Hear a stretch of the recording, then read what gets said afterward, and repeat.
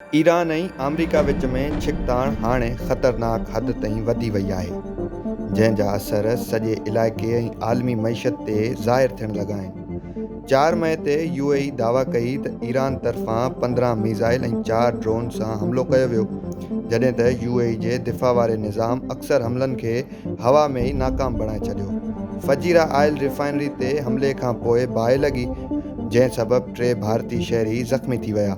इन्हनि वाक़िअनि खां अॻु दुबई में हंगामी अलर्ट जारी कयो वियो। शहरनि खे महफ़ूज़ हंधनि ते मुंतक़िल थियण ऐं ग़ैर ज़रूरी अचवञ खां पासो करण जूं हिदायतूं जारी कयूं वयूं। ॿिए पासे ईरान ऐं अमरीका विच में जारी तकरार हाणे डिघी ऐं पेचीदा सूरत इख़्तियार करे चुको आहे।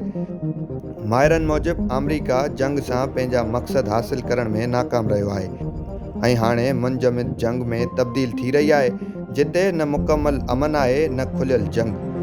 आबनाए हुरमज़, जेको आलमी तेल जी फ़राहमीअ लाइ इंतहाई अहम लंघ आहे, हाणे छिकताण जो मर्कज़ बणिजी वियो आहे। ईरान दावा करे थो त उन जो हिन इलाइक़े ते मुकमल कंट्रोल आहे, जॾहिं त अमरीका इन खे खोलण ऐं महफ़ूज़ बणाइण लाइ क़दम खणी रहियो आहे। ईरान जे परदेही वज़ारत जो चवणु आहे त मौजूदा सूरतहाल अमरीकी पॉलिसियुनि जो नतीजो आहिनि, जॾहिं त अमरीका ईरान ते आलमी वापार खे ख़तरे में विझण जा इल्ज़ाम पिणु लॻाए रहियो आहे।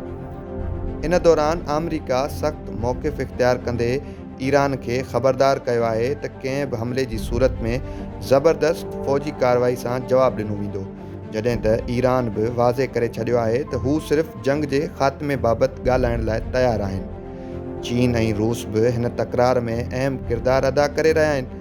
चीन तरफ़ां ईरान खां तेल ख़रीद करण वारो सिलसिलो बि जारी आहे, जॾहिं त गॾियल क़ौमुनि वारे इजलास में ईरान ख़िलाफ़ क़दमनि जी मुख़ालिफ़त पिणु कई वई। माहिरनि जो चवणु आहे त हिन छिकताण सबबि आलमी तेल जूं क़ीमतूं वधी रहियूं आहिनि, जंहिंसां ख़ासि तौर ते ग़रीब मुल्कनि ते वधीक भार पइजी रहियो आहे।